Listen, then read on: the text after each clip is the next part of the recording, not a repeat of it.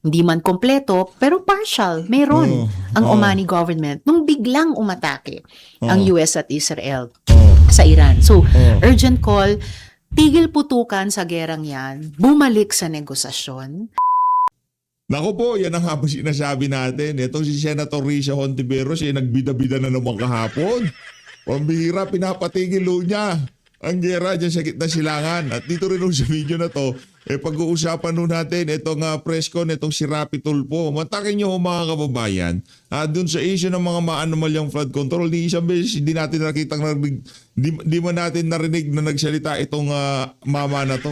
Pero dito sa issue ng dito sa issue ng mga OFW, syempre dahil malapit sa puso ng ating mga kababayan, kailangan niyang magbida-bidahan. 'Di ba? Silang dalawa nitong si Senator Risa Hontiveros. Ayan, itong si Locaret at itong si Rapi Tulfo in action. Talagang dito sa issue ng gera, talagang bida-bida ho sila. Bakit? Aba, pareho gusto magpresidente ng dalawa na yan.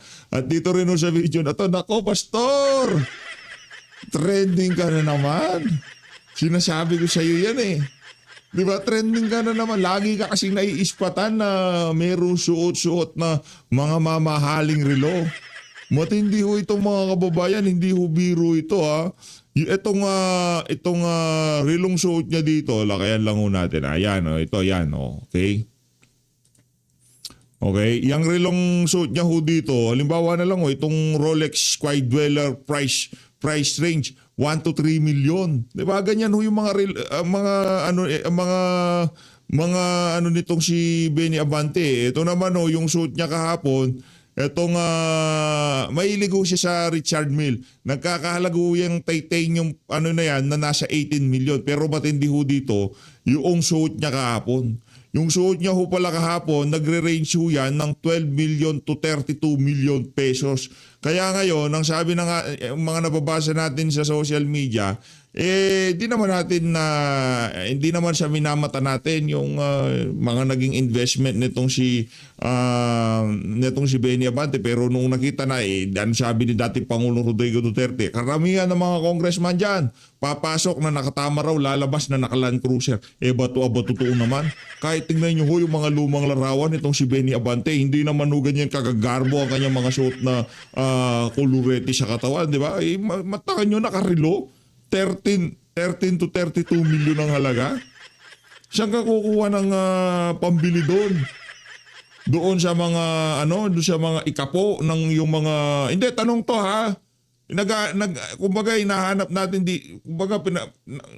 kumbaga napag-uusapan lang natin. Pastor yan eh. Di naman kilala yan bilang isang bilyar o businessman, real estate yan sa kanila, di ba? Hindi kilala yan bilang Rason, yung si Ricky Rason, di ba? Yung port yun sa kanya. Hindi yun natin kilala natin yan bilang Pastor Abante, Bishop Abante. Yun ang pagkakakilanlan sa kanya. Ngayon, kilala kang ganun, tapos nagsusuot ka ng ganyang kamamahal. Saan mo galing ang pambili? Doon sa ikapo ng iyong...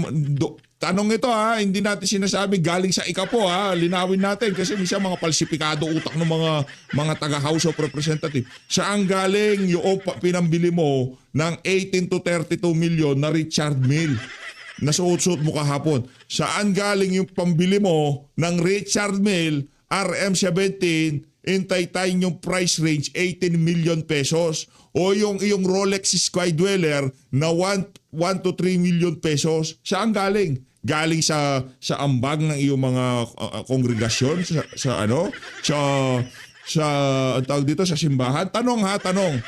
Galing ba ito sa sweldo mo diyan sa House of Representatives? Hindi ka makakabili niyan, Brad. Kahit mabulok ka na dyan sa House of Representatives, kung aasa ka lang sa sweldo mo, hindi ka makakabili ng 18 to 32 million na relo. Yan sinisigurado natin dito. Hindi ka makakabili niyan. Anak ng tao ka, imposible makabili ka niyan. Ngayon, saan galing ang pinambili mo niyan? Galing ba dun sa envelope? Anong? Galing ba sa maleta? Tanong ulit. Kasi hindi namin alam. Pwede nyo hubang ipaliwanag sa sambayanan. Kasi sa susunod na administrasyon, yan naman pag-uusapan natin. Saan galing ni Benny Abante yung pinambili niya ng mga mamahaling relo? Dito, ito mahal talaga. Itong Richard Mille RM17 in titanium. 18 million pesos ho yan. Yan nakikita niyo ho ba yan? Yan ang mahal. Ngayon, ang panawagan ng sambayan ng Pilipino, aba, dapat paliwanag mo. Nakadeklara ba sa SALN mo yan? O yarin lamang kakalkalin natin ng SALN ni BP Sara yan. Yan ang gusto nyo mangyari, di ba? Hiyain siya. Kumbaga, ipakita sa sambayan ng Pilipino na hindi siya karapat-dapat na maging presidente sa 2028. Ikaw nga, natalo ka na. Congressman ka pa rin eh. Di ba ang kapal ng mukha mo? Yung gusto ng mga taga 6th District, nanalify dahil kaibigan mo yung di umanong tumanggap din ng maleta na COMELEC Commissioner George Garcia. Di umano, base doon sa aligasyon, base doon sa joint affidavit ng mga magigiting nating mandirigma. Di ba? Ano ba? Ano bang nag-usap kayo nitong si George Garcia? Wala ka ba dala-dalang envelope? Di ba? Para i-disqualify yung iyong kalaban? Para hanapan ng butas yung kanyang kandidatura. Wala pa natin itong si Bishop, Pastor Benny Abante. Anak ng toko, kung papipiliin ako. Ha? Pastor Kibuloy o ito? Anak ng toko. Ito, at least alam ko si Pastor Kibuloy hindi siya naging politiko. Meron siyang jet. Kumbaga, ganun na lamang ang pagmamahal ng mga miyembro ng KOJC sa kanya. 'Di ba? Ganun na lamang ang ika nga sigasig ng mga miyembro na ika nga ipatikim yung mga bagay na yon doon sa kanilang pinagkatiwalaan at tinitingalang leader nila. At least hindi galing sa kaban ng sambayan ng Pilipino yung pinambili ng jet, pinambili ng helicopter, pinambili ng lupa, pinangpatayo ng ganito, pinangpaayos ng ganyan. At least si Pastor Kibuloy, hindi siya opisyal ng pamahalaan. Kung makamtan niya man yung mga bagay na yon, hindi galing sa kaban ng sambayanan. Di ba? Ngayon yung mga daw sinecure na daw yung mga ibang ari-arian at mga bank account si Pastor Kibuloy. Eto, ano trabaho nito? Pastor / congressman, ganon? Yung yan. O, di ba? Yan ang problema natin dyan. Yan ang problema ho natin dyan mga kababayan. Saan mo galing yung pinambili mo? Ngayon kung galing sa kongregasyon mo, wala nang problema. Pera naman nila yung binigay nila sa'yo o irenigalo sa iyan, ba? Pero bawal pa rin yan, government official ka eh. Bawal tumanggap na regalo kahit na siguro kongregasyon mo pa. Di ba? Ano yun eh, bawal ho talaga yan. Kaya itong si VP Sara, di tumatanggap ng regalo eh. Pero malabong renigalo kay Benny Abante. Hanggat hindi niya pinapaliwanag kung saan galing yan, ba? Patuloy ho tayong magtatanong sa social media kung saan galing ni Benny Abante yung ganyang kamamahal na mga relo, mga sasakyan, ari-arian, ay ibang klase ho yan. Noong 2025, di ba, naglabasan ng bantot ng mga congressman na yan. Maya-maya, ang suot-suot nila ay puro digital watch. Di ba, naging health conscious. Pustahan tayo, magiging health conscious na naman itong si Benny Boy niyan. Magsusuot na naman siya ng digital watch. Titingnan niya na naman kung gaano karami ng steps ang kanyang nalalakaran. Di ba, Benny Boy? Nung huli, ganyan ang nangyari sa mga yan. Nung napo na sila na ang mamahal ng kanilang mga relo, maya-maya, yung relo nila puro digital. Magiging health conscious na naman yung mga hinayupak na yan. Dito na ho tayo sa ating senador na nagpapatigil ng gera. Senator Risa Hontiveros, game. Magsa-spike definitely yung crudo, but before that,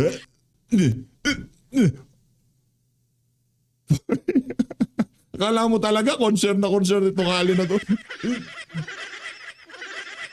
yung para sa mga kababayan po natin, turista man or mga OFWs.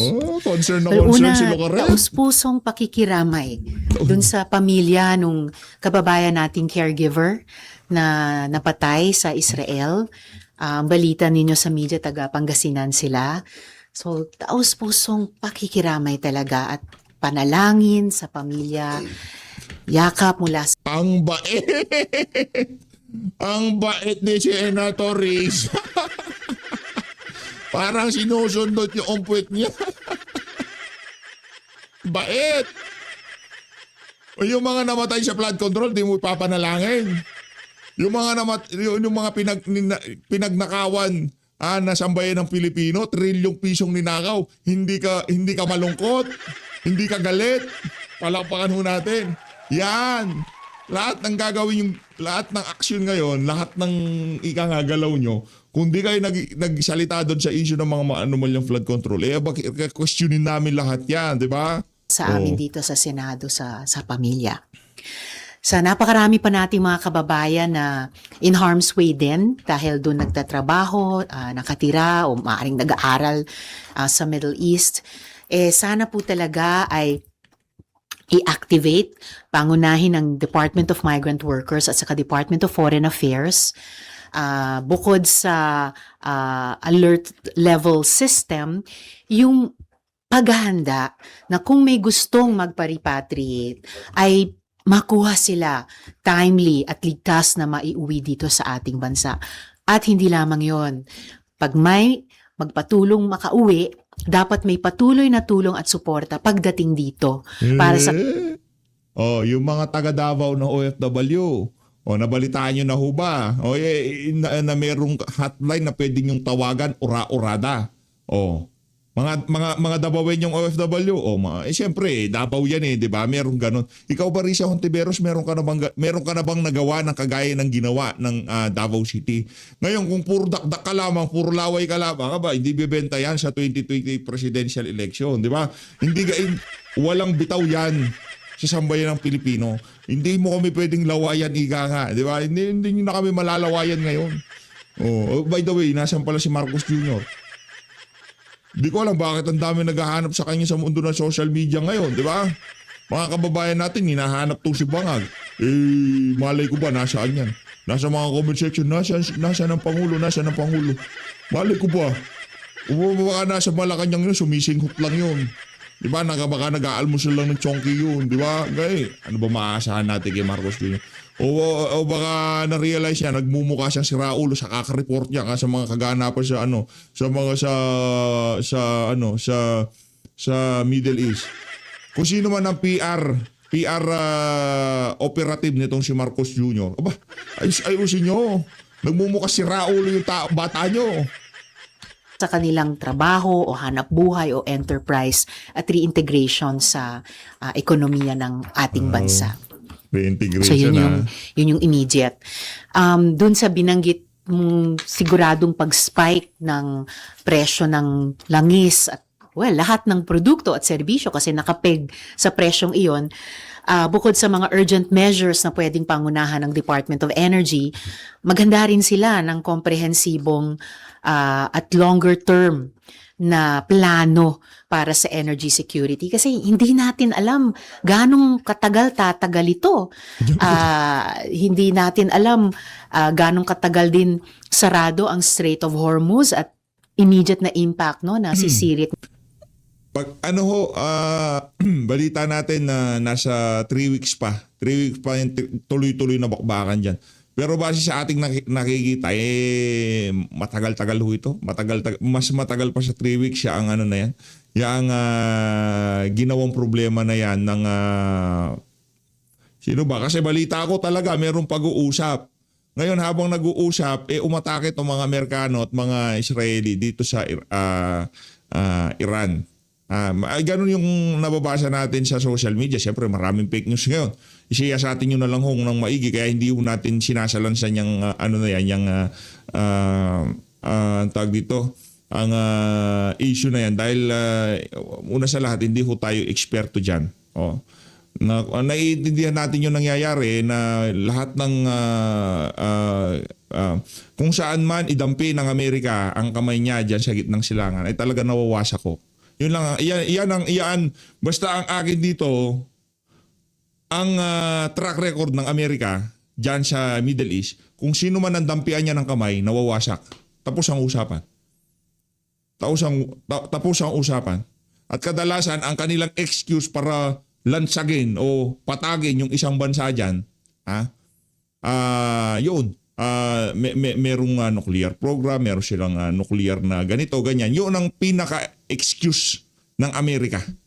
Di ba? Kaya yung mga EDCA site dito, naku, pag-isipan ho natin na maigi sambayan ng Pilipino. Kung sa mga susunod na panahon, dapat na bang tanggalin yan?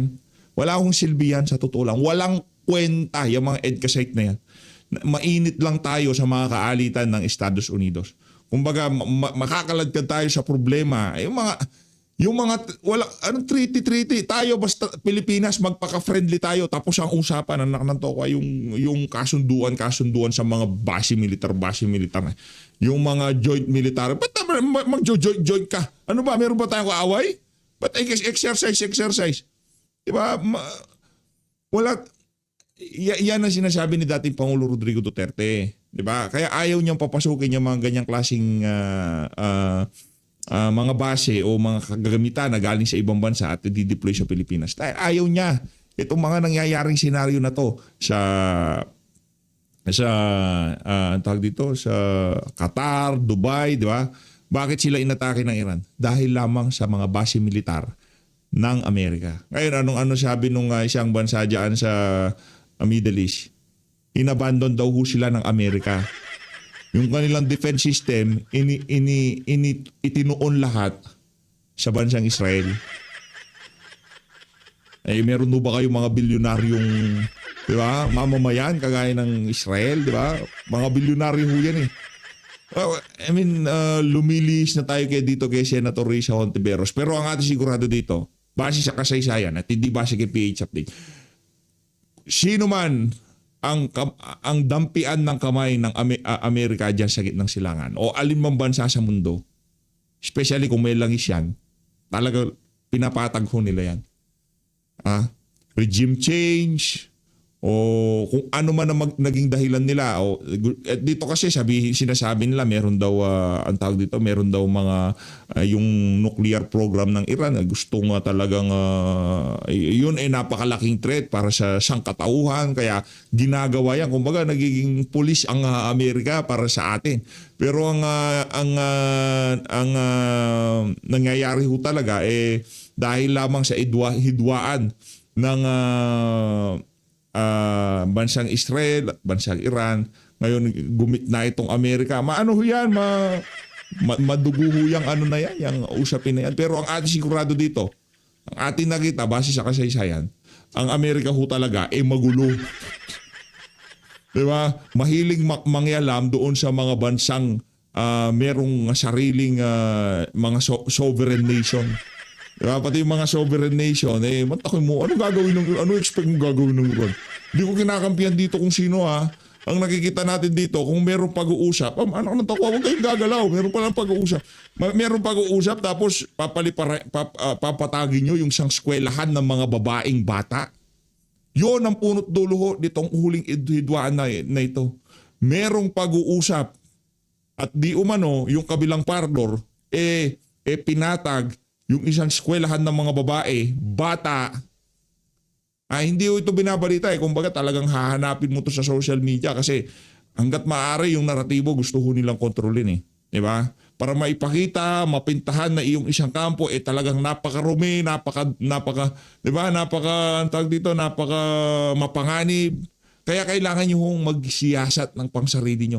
Huwag ho kayong basta-basta maniniwala sa mga sinasabi na napapakinggan nyo. Kahit ako, lahat ng sinabi kong yan, kung kailangan nyong siyasatin at kung di kayo naniniwala, maghanap po kayo sa social media. Hindi ho para sa atin na ako ang PH Update, siya ang magsisip ng inyong mga sa kung ano man nangyayari ngayon sa mundo. Hanapin nyo ho yung katotohanan, marami ho yan sa social media. Ngayon, kung ano yung talagang sinusuportahan ng kasaysayan at ng mga kaganapan, yun yung paniwalaan. Hindi ho para sa atin dito. Hindi para dito.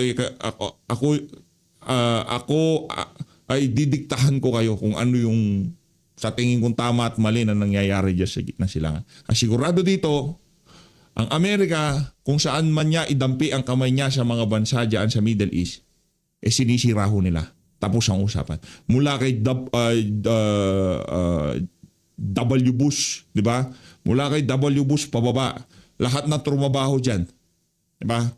Ang nangyayari papasukin nila yung isang bansa, sasabihin nila merong threat. Nagkalitaw-litaw dyan sa Iraq, wala naman pala. Afghan, wala naman pala.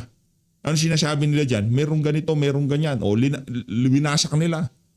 Yung mga magagandang lugar, winasak lahat nila. Para saan? Di ba?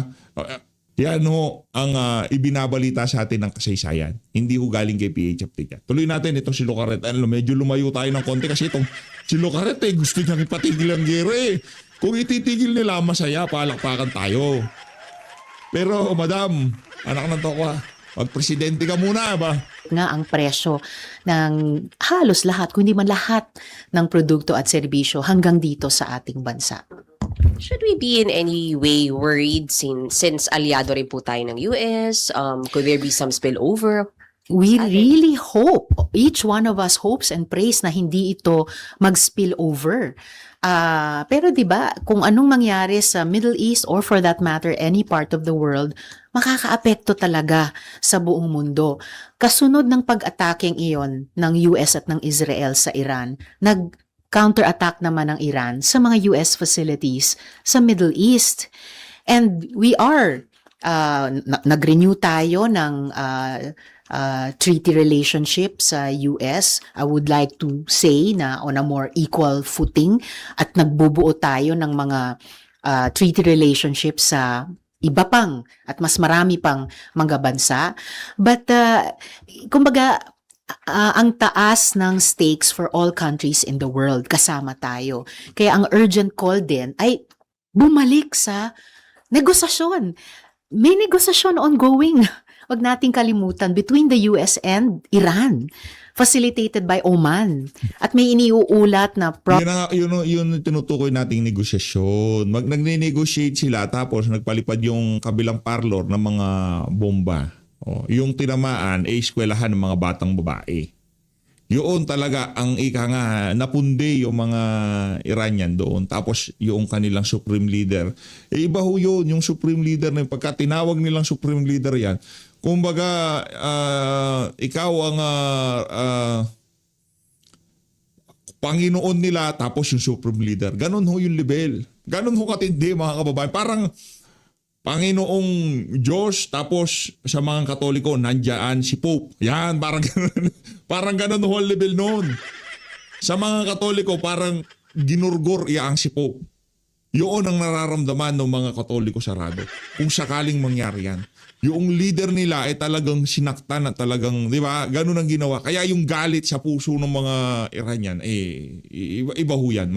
Malalim yung ano na yan, malalim yung kaguluhan na yan. Kaya para doon sa isang ali na hindi pa naging presidente at umaasta na merong otoridad na magsalita ng ganyan, ba, Senator Risa, maghinay-hinay naman ho kayo. Wag naman hong ganyan, di ba? progress report, hindi man Trabaho ni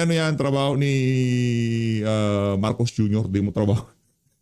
Bumalik daw sa negotiating table. Aba, matindi. kompleto, pero Nangyakang partial, motorita. meron ang Omani government nung biglang umatake ang Sino? US at Israel Aray ko. sa Iran. So, Aray ko. urgent call, Alam mo din pala yung kwento. Sinong biglang umatake? Kaya yung Israel at saka Amerika dito sa usapin na to. Kahit gusto nila ipresenta sarili nila na sila ang pulis, sila ang mabait, sila ang bilang dito sa kwento na to. Nag-uusap tayo. Ginurgul nyo isang eskwelahan ng pambabae. Ngayon natabunan lahat. Hanggang ngayon rini-recover nila yung katawan ng mga bata. Sipin nyo na lang ho yun mga kababae. Anong expect nung gagawin ng Iranian government? Di natin sinasabi na banal o mabait ang kung sino ang partido dyan. Di ba? Ito yung kumbaga, kung yung reality on the ground ang ating pinag-uusapan dito. Hindi ko kinakampihan ng dito, ang tawag dito, Iran. Tayo ho ay Kristiyano. Tayo ho ika nga ang bansang kung saan pinanganak ang ating Panginoong Hesukristo, yung talaga ang kumbaga Israelian, di ba? Hangga't maaari, pero ito yun ang realidad eh. Kahit anong gawin natin, merong nag-uusap, ginulo ang usapan. Di ba? Tapos kung ano-anong mga dahil meron silang nuclear program, kumbaga tinatanggal nyo lang yung mga banta sa isang libutan na itong bansa na to, napakamapanganib, napakamamasama nila, hindi sila pwedeng magkaroon ng mga ganyang klaseng kagamitan. Napalitaan naman natin, gusto nilang mag-rejoin doon sa isang international organization na kung saan nag-audit para doon sa mga doon sa mga nuclear program ng iba't ibang mga bansa sa mundo. Meron kasi ganun eh. Diba? Yung kumbaga silang nag-audit, gaano na ba karaming enriched na ganito yung nagagawa nyo. Binabantayan ho kasi yan, yung mga merong nuclear program. Yung merong isang organisasyon sa buong mundo na kasi saan sinisiyasat, chine-check nila ho yan annually, kada quarter, tinitingnan ho nila. Ngayon, ang sinasabi ng Amerika, ito nagkukwentuhan na lang tayo, wala na tayong Senator Risa Hontiveros dito. Ngayon, sinasabi ng Amerika na hindi sila pwedeng magkaroon ng ganito, ganyan. Diba? Ang ginawa nila, noong nakaraang taon, di ba, nagka-problema na rin. Ang sinabi ni Donald Trump, yung nila, bunker buster nila, di ba? Yung nuclear program ng Iran, setback ng 10 years dahil dun sa ginawa nila na yun. Kaya biglang tumigil ang usapan. Maya-maya, meron na naman hong ganito. Sinasabi na naman ng Amerika na mapanganib, hindi sila pwedeng magkaroon ng ganyan. Ano ba talaga? Dahil ba yan sa nuclear program nila o gusto nyo lang magkaroon ng regime change? Magkaroon ng pagbabago ng rehimen dyan sa Kahit mabago ang rehimen dyan sa Iran. Yung ginawa nyo na yon doon sa mga kabataan na babae, na estudyante, na nag-aaral ng mga oras na yon, bigla na lang pumatag yung kanilang eskwelahan at yung ginawa nyo doon sa kanilang supreme leader, wala hong mangyayaring matinong usapan dyan. Ako na hong nagsasabi sa inyo. Walang usapang mangyayari dyan. Kahit kayo naman ho, kahit hindi na ako, kahit kayo ang supreme leader, babalita sa inyo, isang eskwelahan sa atin, pinatag. Yung mga kabataan nating babae, gurgur lahat. Anong pakiramdam nyo? Hindi kayo maglulungsad ng hindi kayo magre-retaliate. Anong unang inatake ng Iran? Inatake ba nila yung mga ang tawag dito, civilian population? Hindi yun ang una nilang atake. Yung mga base militar ng Amerika. Kasi ang Amerika, pinipresenta nilang sarili nila na world police, pero hindi ho yun ang realidad. Ang realidad, pagka malaki ang problema mo, isa kang nakikita kanila ng threat sa pamamagitan ng ekonomiya, sa pamamagitan sa kung ano pa mga aspeto nang hindi ka palatable para sa Amerika o hindi ka nagpapasakop sa kanilang kagustuhan. Malaki magiging problema mo. Yung mga nasa Middle East na bansa, kaya wala silang problema. Kasi nagkaroon sila ng pinahintulutan ba naman papasukin yung mga base militar ng Amerika doon? Ayaw yung matulad sa Iraq at Afghanistan. Pero malalim, hindi ho tayo expert dyan sa Kumbaga, doon sa surface level lang tayo. Naman ho ako hindi ako talyanista sa ibada dito na pinipresenta sarili nila na eksperto sa lahat ng bagay. Tayo ho dito, surface level lang ho ang nalalaman natin. Ngayon, kung mali ang sinasabi ko, feel free to correct niyo ho ako dyan sa comment section. Diba? I-call out nyo ako, walang problema. Surface level lang naman nalalaman natin dito Kumbaga, pare-parehas tayo dyan. Kung ano nakikita nyo sa social media, yung observation nyo, pare-parehas lang ho tayo dyan, okay? Senator Risa naman. Tigil putukan sa gerang yan, bumalik sa negosasyon. Ayun, ito na pala, ito na pagpapatigil ni Senator Risa sa gera. Ito na ho. Ito yung gusto ko talagang marinig At okay. Umatake ang US at Israel. Isa pa ito, yeah.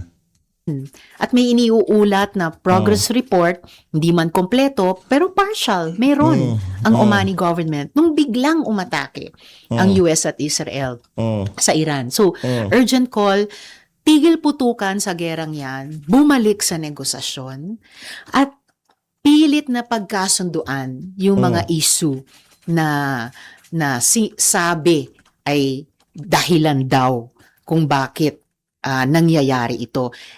Just the day before the attack, ang issue daw ay yung nuclear energy development program ng Iran, which by the way, last year, sinabi ng US government na obliterate na yung capacity na yon. Baka pares tayo ng istasyon na pinapanood, Risa. Biglang the day of, hours after the attack started, naging regime change, no? So, pero kung ano man yung totoong at yung ah, pagdadahilan ng mga issues. Basta tigil putukan muna, Yan. i-secure Yan. yung kaligtasan ng dumadaming taong nanganganib, pati yung ating mga kababayang Pilipino, bumalik sa negosasyon. Ibalik yung rule ng international law. Ma'am, baka may mga kasama na ako mamaya na babalik dito sa issue na to. Punta lang ako sa politics kasi na-interview po namin si Sen. Raffy Tulfo. Categorical, sabi niya, not today, not at the present, not in the future, natatakbo siyang VP or President. But he wished you luck. Opo, oo. So ma'am, kamusta po ang United Opo? Ano pong update po? Well, una, salamat kay Sen. Raffy. Mula nung naging seatmates kami sa previous Congress, talagang ganun kagaan ang loob namin sa isa't isa. Wow. Ang progress po sa hanay ng opposition and reform-minded and modernizing groups ay patuloy ang aming pagbubuo ng pagkakaisa para pumili ng isang standard bearer na ilalaban sa 2028 kasama ng isang buong slate. And ang timeline is still end of the year o mapapaaga po ba ang inyong pag-announce po? Well, the earlier the better, I believe, para maka-alok at maka-attract ng suporta mula sa ating mga kababayan. But we're going through that process very seriously. And several of us are open or willing. So umaasa ako na mas maaga kesa sa mas huli ay makapag-anunsyo na kami. I'm sorry, kahit may shortlist na, kahit papano. Yan na yan, si May Los Baños, no? May Anso Los Baños, no? Yan, yung maliit na boses, maliit na at gigil na gigil dito kay Senator Bato de la Rosa. Pambira, oo. Wala ko pong maagay si BP Sara. Bakit ngayon apurado kayong makapag-anunsyo na sarili nyo? Anong pinagpipili ang VP at President? I think dapat yung bawat isa sa amin na lang ang dapat magsabi at hindi ako magsalita para sa lahat. Isa na lang, sorry. Yeah. Yung sinasabi sila dating Sec Abad na open din daw ang United Opo for girl power sa 2028. Babae President, babae VP. Do you also share that na yung possibility or hopes for that? Well, everywhere is woman's place. Every time is woman's time. So, kung ano man ang mapagkakasunduan ng nagkakaisang mga puwersa para sa 2028, nandun, no? Nandun lagi ang mga babae kasama. Ma'am, on the impeachment lang, nagsimula na po sa House and your reaction lang po. Well, my only reaction is that if and when may i-transmit na impeachment complaint o complaints dito sa Senado, lagi kaming laan na maging senator judges at ako din. So, naghahanda na rin na kung may i-transmit sa amin Handa ka, na madam. magdesisyon at bumoto batay sa Dahil sigurado ko dito, magmumukha kang clown sa impeachment hearing, di ba? Pagka inumpisa na yan dyan sa Senado, sigurado yan. 100% yan. mga ebidensyang ipepresenta sa amin at that time. May we know, ma'am, paano kayo nagpe-prepare po? Bukod sa, syempre, ini-aerate ulit yung robe nung nakaraang kongreso, magre-review ulit kami ng Legis unit ko. Bahala ka dyan. Punta na ako dito kay si Raffy Tulfo in action. Si Raffy Tulfo in action, gang! With DMW, may mga crisis plans na po ba na napag-usapan for our kababayan, so OFW man o mga turista sa Middle East po? That is correct. Yesterday, I talked to DMW kay Secretary Hans Kagdak, tapos kay Atty. Kaunan ng OWA, Kay Hans Dakdak. and maging sa DFA, maging sa ating military. All of them are all set and ready in case na mag-escalate yung tension doon sa Middle East. Ito yung pinaka-latest, as of 9 a.m. today, tumawag ulit ako sa DMW kasi constant monitoring ang ginagawa ng office ko. Nasa alert level 4 ang Iran, Syria, Iraq. Ni-raise natin sa alert level 4. What does alert level 4 means? Ibig sabihin, dapat meron na tong mandatory evacuation. So, I've learned na nasa Malacanang ngayon ang DMW, DFA, OWA at pinag-uusapan kung paano ma-repatriate itong mga kababayan natin na nasa sabi mga lugar. And then alert level 3 ay yung sa Lebanon. So what does it mean? Ibig sabihin voluntary. So doon sa mga gustong magpa-repatriate, then all they need to do is contact our embassy or our DMW at meron naman tayong hotline. Nasa yung hotline number natin? It's 1348. That's the hotline for everybody. Whether ikaw ay OFW o hindi, naipit ka doon sa sabi mo lugar, you can always contact that number. +63 1348. Okay. And then sa Israel is alert level 2. So, ibig sabihin, ito ay parang restricted ka dapat sa iyong workplace o kung saan ka man naroon. And then sa alert level 1 is Jordan. So, alert level 1 means warning lang. Ingat ka dyan. At kapag may problema, just contact us.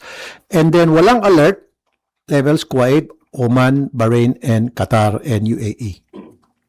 And as we all know naman, merong casualty na unfortunately nakakalungkot. Si Mary Ann Velasquez de Vera, isang caregiver sa Basista, Pangasinan. And kasama ata yung kanyang amo, they weren't able to make it on time sa shelter. Anyway, my office have already contacted the relatives of Miss Mary Ann para magbigay ko anumang tulong nararapat. But I know for a fact yung DMW at OWA ay kumontak na rin kung anumang klaseng ayuda ang narapat ibigay dito sa mga kamag-anak or even sa labi ni Mary Ann kung paano maibalik sa Pilipinas. Speak, may mandatory evacuation na pong gagawin doon sa alert level 4 countries? Yan yung pinag-uusapan pa rin sa Malacanang and I don't know kung ano maging resulta ng kung what will be the result doon sa meeting ng mga taga DMW, TFA, OWA, and other concerned agencies para doon sa mandatory evacuation. Pero alert level 4, that means talagang evacuation talaga. Mandatory. Ayan ay Iran, Syria, and Iraq. Sir, Saan yung mga numbers of OFWs natin? Do we have... I'm sorry, go ahead. Ito lang para sa kalaman ng lahat. Ano? Sa Israel, we have 31,000 OFWs. Sa Iran, 800. Sa Saudi Arabia, 813,000. UAE, 975,000. Qatar, 250,000. Bahrain, 56,000. Oman, 49,000. Kuwait, 211,000. Jordan, 41,600. Iraq, 1,600. Lebanon, 14,000. Syria, 700. So, all in all, umabot sa 2,433,700 ang mga OFWs natin sa Middle East. Then documented po yan. Documented. These are documented OFWs. Estimate po ba kung ilan yung mga undocumented possible? Yan yung kailangan pa ma-find out ng ating mga kinaukulan. Pero ito kasi documented to, ibig sabihin sila ay dumaan sa proseso at nakaregister sa OWA, so monitored sila. Yung mga undocumented, yun yung mga nakakatakot, yan yung isang concern ko rin na kailangan mag-reach out yung ating mga taga-DMW, especially MWO, mga offices natin, para alamin kung sino yung mga undocumented. Whether they're undocumented or not, they should be given the necessary help from our government. Maging yung mga turista. Not only yung mga OFWs, dapat pati mga turista natin na naipit doon. Kaya Si Ann Cortez. Ang tagal na merong problema. Ang mga bakol, lilipad ka pa. Ano yan? Yan, bida-bida ka, ganon. Gusto mag-trending. kailangan din pagtuunan ng pansin nating gobyerno. Masyadong lagalag. Mag-usap din kayo sa military, sir? Tama ba? Yes. Why, sir? Ano pong napag-usapan doon? Sa military, in terms of transport, tinanong ko, sabi ko, in case, kasi may mga airspace na open pa rin, na pwede naman puntahan para sa evacuation natin mga OFWs. Ang sabi ng military, sila daw ay naka-standby, always ready in case mag-request ang DMW, DFA ng transportation, C-130, para sa evacuation plan. And kung kinakailangan, siyempre pag humupa na yung tensyon, kasi kung sarado pa yung airspace, siyempre hindi makapunta yung C-130 ng ating military. Pag humupa na, yun, pwede nila offer yung C-130 nila, pati yung Navy ships natin sa kung saan man lugar ang kakailanganin, evacuation of OFWs. Of course, may coordination sa mga bansa na kung saan pupunta yung seacraft and aircraft ng ating military. Sir, so isa pa. Ano yung nakikita yung implication dito sa Pilipinas naman, sir? Locally, basic malamang may pag-spike ng Thank you very much for that question. Kasi I'm not only concerned sa ating mga OFWs, concerned din ako yung pagtaas ng langis. Pag tumaas yan, maapektuhan yung transport group natin. So dapat nakaredy yung ating gobyerno pagdating sa subsidy, all subsidy sa ating mga fisher folks, sa ating mga transport group, sa mga tricycle driver, jeepney driver, maapektuhan yan, pati mga farmers natin. I've heard na wala raw atang budget na kalaan for fuel subsidies for this year. But when I talked during the last hearing to people sa DBM, and I was informed na meron pa raw ng natitira from the previous year, kasi 2025 yung tinanong ko, yun siguro ang gagamitin. So, yan, i-monitor ko rin kasi ako rin yung chairman sa public services. So, concerned din ako sa ating mga kababayan dito na maapektuhan. Again, yung transport group natin and fisher folks, maging mga farmers. Makabriefing din po ba kay Secretary Karim kung ano gagawin ng DOT? Kasi parang sinarado na rin yung isang street doon sa sira na dinadaanan ng mga oil products. That is my plan. As a matter of fact, maybe this afternoon, I'll give her a call. Tingnan ko kung anong status at ng plano ng ating gobyerno in case na tumaas talaga yung presyo ng langis na lubos maapektuhan yung ating transport group.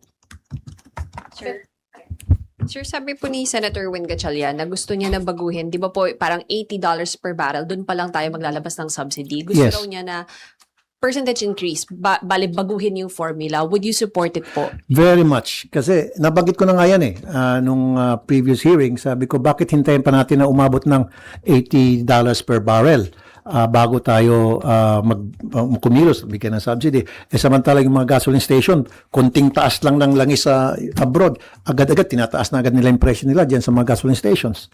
So tama.